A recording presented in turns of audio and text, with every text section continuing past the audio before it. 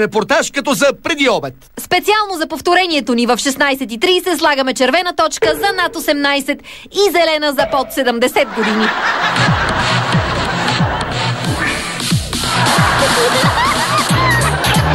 От тези кадри преди обед огладнях. Защо точно еротичен конкурс избра? Защото излъчвам еротика. Кой ти го каза? Много ми го каза. Много, колко да са много. Не повече от 15 на души на вечер. Не завиждай, Мария. И ти излъчваш... Ти да мълчиш. Гледай тихо и да ти е вкусен обяда. Теб какво те мотивира да участваш в този конкурс? Аз исках да участвам в друг конкурс, но се отказах. Сигурно другия конкурс е бил по математика.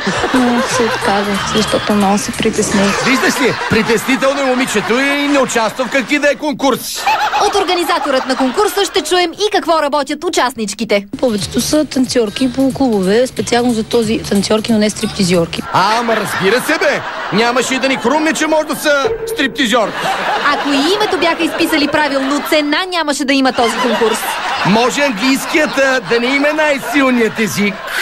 Прескачаме малко кадри с знойна плът, за да стигнем до най-важния въпрос. Спомниш си на колко дни за първи път прави секс? На 13. Ето, това си е 7 клас. Вече и по тигото са били чели. С кой? С една мацка.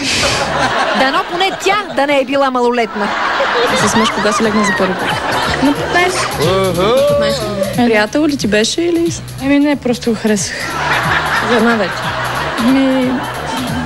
То не беше една вечер. Беше някакви секунди само. Виждаш ли, Мария? Веднага са заспали. Изчакай младата дама да се доизкаже. Так му се отказах и той... Топ и готово. Сигнал в полицията подаде ли? Топ и готово. Най-щастливия пожар и в единствен миг, що ми спепели.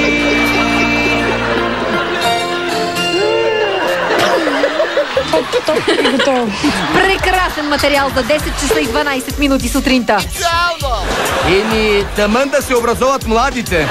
Втора смяна още не е тръгнала за училище. Да чуем каква е наградата за победителката. Ще подариме един чисто нов бюст. Поне е чисто нов, не е втора гърда. Но да разберем и коя е късметлийката, която ще се окичи с този чисто нов бюст. Това е Вивиан Костова. Честито. Честито! Все по-високо се изкачва Вивиан. Започва с едни такива плахи пернишки интервюта. Нека си припомня. Много обичаме, когато сме изморени в къщи, вечер да запалиме свещи, да отидем в джакузито, което е в къщи. И да разширите жакузито, че вътре вече ще плува... един чисто нов бюст. Хоп и готово! Както се казва, на печелившите честито! А кой спечели вашите гласове в класацията Господар на седмицата, ще разберем сега.